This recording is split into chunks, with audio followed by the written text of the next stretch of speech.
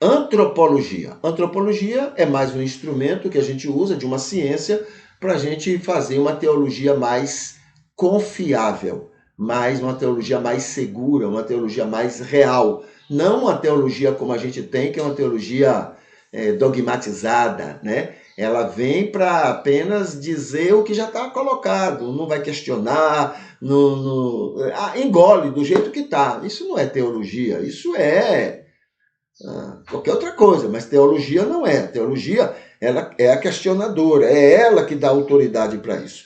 E isso não diz ausência de fé, pelo contrário. Isso está dizendo que tem fé. Quando você questiona Deus, você não está dizendo que não tem fé, não. Você está dizendo que você tem fé, a ponto de não ter por que ter receio de questionar Deus. Você confia tanto que você questiona. Entendeu? Mas colocaram não. Se você está duvidando, aí você fica com essas perguntas, não. Pode ser que o Deus que eu conheça é o Deus que Moisés conheceu. E não tem nada a ver com Deus. Pode ser que o Deus que eu conheça é o Deus que Davi conheceu. E pode ser que não tem nada a ver com Deus. Pode ser não, não tem nada a ver com Deus. Deus não manda ninguém odiar o inimigo.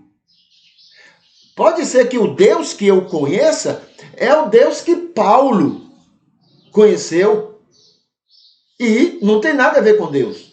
Por quê? Deus não manda ninguém entrega para Satanás cuidar dessa pessoa para ver se salva a alma dela. Deus nunca mandaria isso.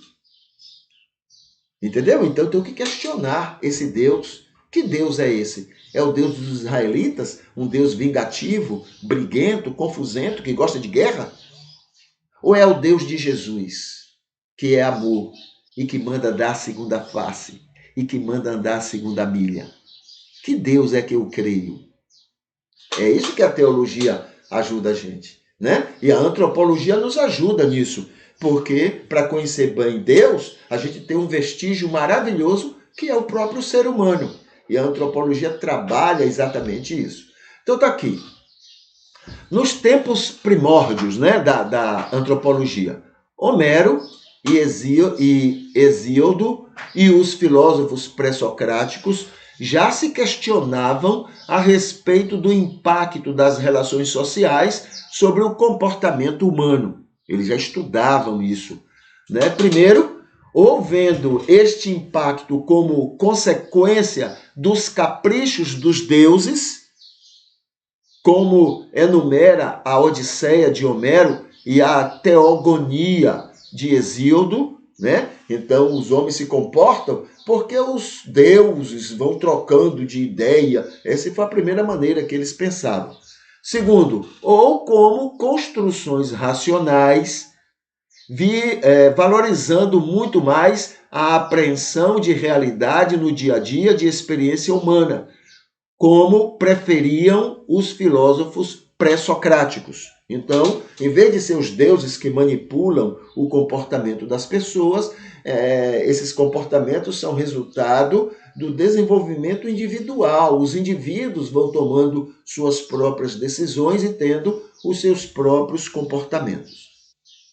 Segundo, foi sem dúvida na antiguidade clássica que a medida humana se evidenciou como centro da discussão acerca do mundo. Então, o homem em si, a maneira como ele agia, é que se tornou o ponto principal para se entender tudo mais no mundo ao redor daquele ser humano. Terceiro, os gregos deixaram inúmeros registros e relatos acerca de culturas diferentes das suas, assim como os chineses e os romanos. Então eles entenderam outras culturas, o que cada um pensava sobre divindade, sobre pessoas, sobre fenômenos, o que é que cada cultura tinha, e eles tinham conhecimento disso e eles registraram, e isso ajudou, claro, no desenvolvimento de cada um desses grupos, tanto dos gregos, os chineses também estavam bem desenvolvidos nisso, e os romanos, né, depois dos gregos. Nesses textos nascia, por assim dizer, a antropologia, na hora que eles estão analisando e comparando as culturas, né, dos países, dos povos vizinhos. Então, é quando inicia a antropologia. E no século V a.C., um exemplo disso se revela na obra de Heródoto, que descreveu minuciosamente as culturas com as quais seu povo se relacionava. Então, a Grécia ia conhecendo pessoas, nações, culturas, e ele ia registrando, né? O povo tal tem esse comportamento, age assim, por causa disso, assim, assim, assim. Então, ele fez todo esse apanhado, não é, dos povos vizinhos.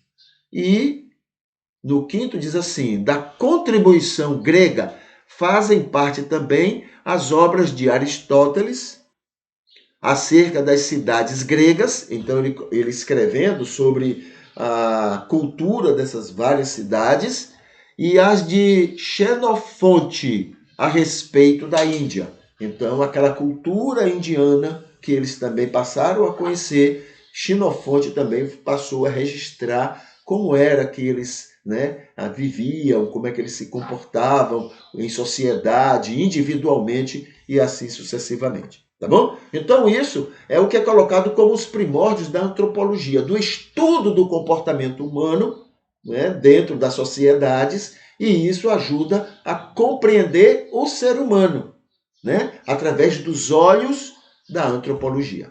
Tá bom? E isso tudo serve para fazermos uma teologia séria, uma teologia sadia, uma teologia verdadeira e confiável. Tá bom?